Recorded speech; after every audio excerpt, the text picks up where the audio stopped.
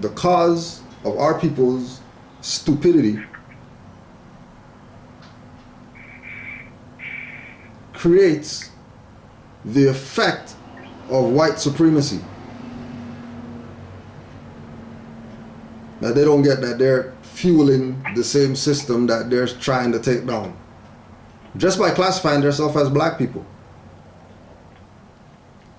Right? And again, you know, if pink people and crackers became the norm, you're going to see these people in the street protesting like it's some Black Lives Matter or whatever.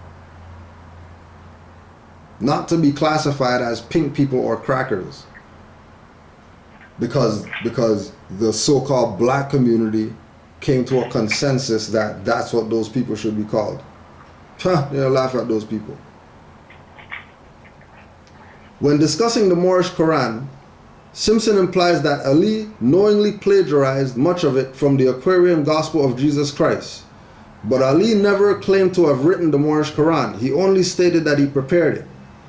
Simpson says the Aquarian Gospel is a text which is said to have been spiritually revealed to Levi Dowling, a Scot Welshman living in the 19th century Ohio. This account is echoed by a quote-unquote black divinity school via Howard University's Director of African American Religious Bodies. But neither Howard University nor Simpson ever entertained the possibility that Levi's Aquarian Gospel and Ali's Moorish Quran were both part of a continuum of more ancient sources. Dowling himself had most likely drawn from an earlier written source, and that is precisely what Irish American researcher Peter Lamborn Wilson found in his research. In more contemporary work of the early 1990s, Wilson traces much of the Aquarian Gospel and Moorish Quran texts back to manuscripts found by Nicholas Notovich, N-O-T-O-V-I-T-C-H, Nicholas, N-I-C-O-L-A-S, N-O-T-O-V-I-T-C-H, in a Tibetan monastery.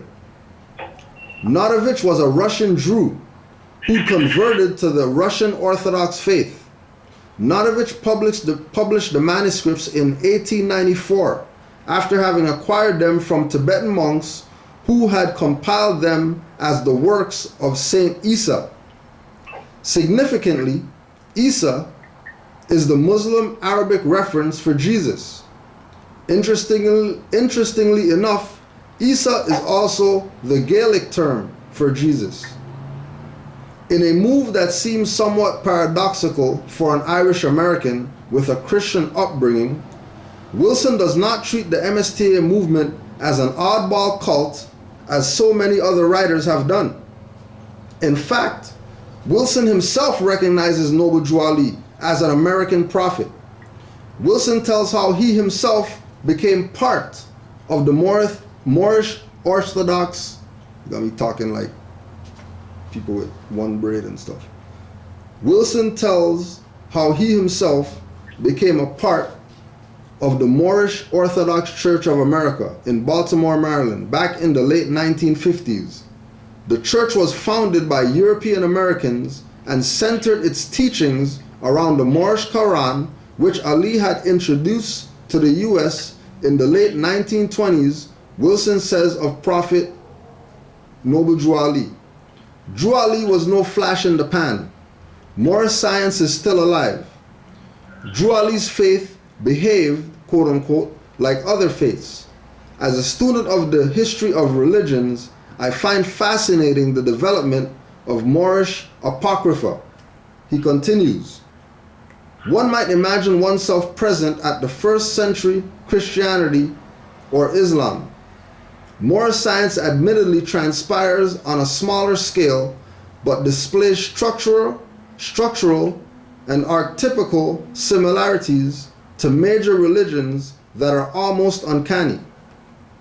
Wilson continually lauds the significance of the Moorish science movement and teachings, stating the contemporary necessity of adhering to Ali's subtle message of love, truth, peace, freedom, and justice, Wilson conclusively maintains that on the esoteric level, anyone who loves those 5 basic Moorish science spiritual principles is a member of the Asiatic race.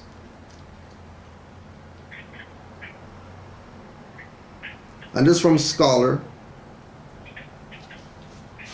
published 2002. So years before these guys came with their BS trying to make people divert their attention away from Noble Drew Ali because of, you know, some tie to the Aquarian gospel that was written by a European and Noble Drew Ali plagiarized it and all that. The Scholar put in his book in 2002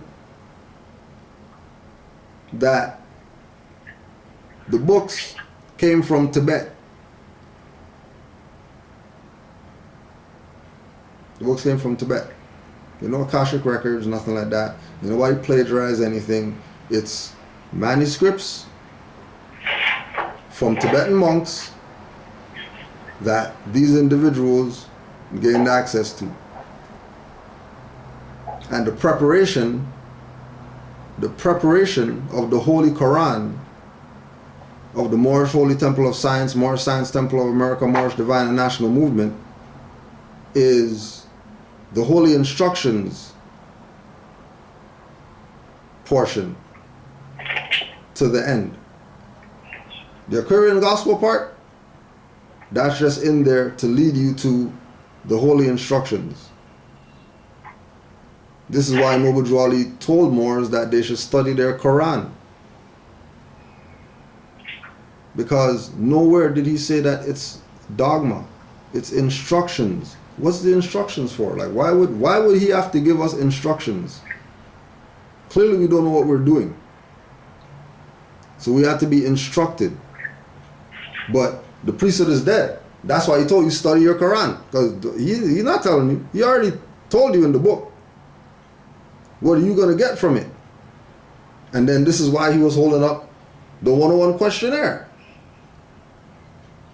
Because at the back of that has the additional laws that tells you that you have to use your 5 senses if you're saying you're a moral scientist.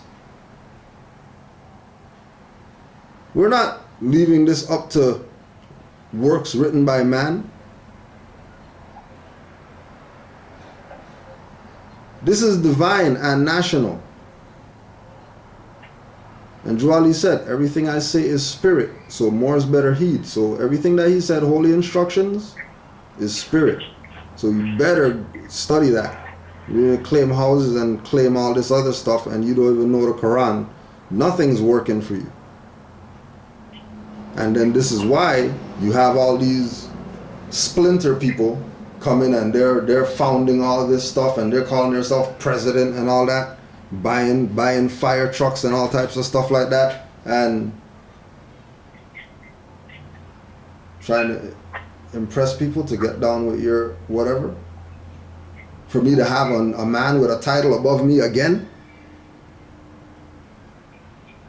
when the only title of anybody that has nationality card that says they're Moorish American, the only title they should recognize is prophet. They know the title to recognize. Now you tell people I could go nuts. I'm divine minister and grand governor and all that. You know, I don't need those tags. I need a tag when I have a nationality, when I have birthrights. But I need a tag for something. I was drawn to change up today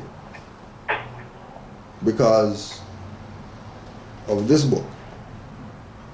Now, when Rocks Cry Out by Horace Butler, this book is essential.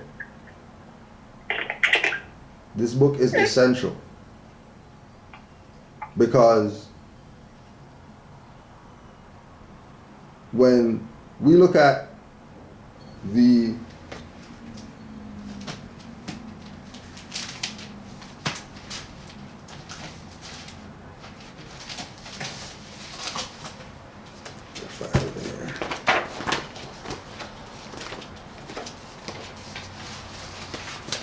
when we say that we're Moors, and then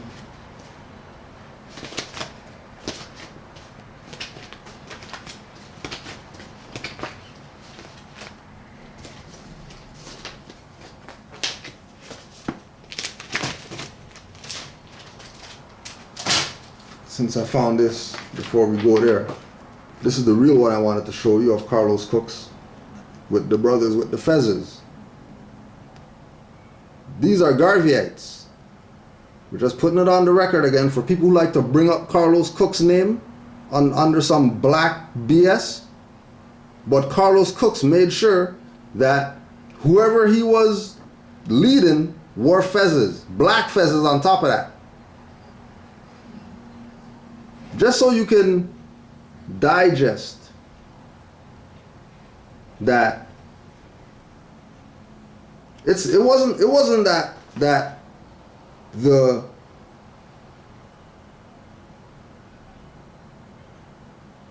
multitude of our people who were coming into knowledge of self were involved in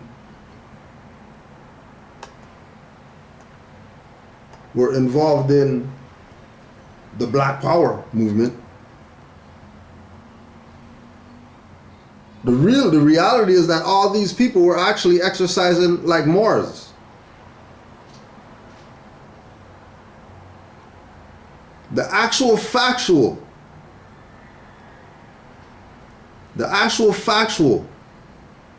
is that the Renaissance never stopped. Because right after we finished civilizing Europe for 700 years, we had to come here and civilize these Negroes. And they were there. We have the proof right here. These are Garveyites. And the Garveyites are wearing fezzes. Why are the Garveyites wearing fezzes? And why are people who call themselves Garveyites today that like to bring up Carlos Cooks' name as some revolutionary rah-rah? How come they never show you this picture with Carlos Cooks in front of the African Legion, which is UNIA, Marcus Garvey and all that, wearing fezzes? Make sure you ask them. Make sure you ask them, how come they're bringing up Carlos Cooks' name, but they're not bringing up the picture to show you? Remember the irrefutable proof? Documented facts. Moors don't show no facts. All we do is just talk about stuff. Okay, well, here's a fact right here in picture form that Garveyites wore fezzes. So all you RBG, red, black, green waving fakers, where's your fezzes at? Because according to y'all, Carlos Cooks is the man as far as UNIA after Marcus Garvey is concerned. As far as Garveyism, Garveyites, Pan-Africanism, RBG, after Marcus Garvey, the next top shotter was Carlos Cooks. Well, I guess he's a sellout because he got them wearing the Sumerian dunce cap. But you're going to bring him up though. But they're wearing the Sumerian dunce cap, but you're going to bring him up though.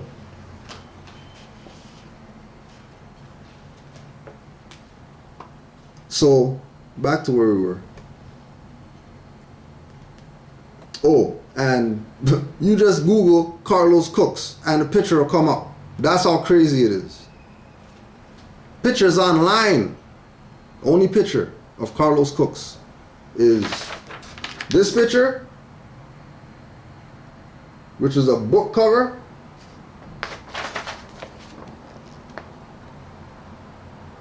and this.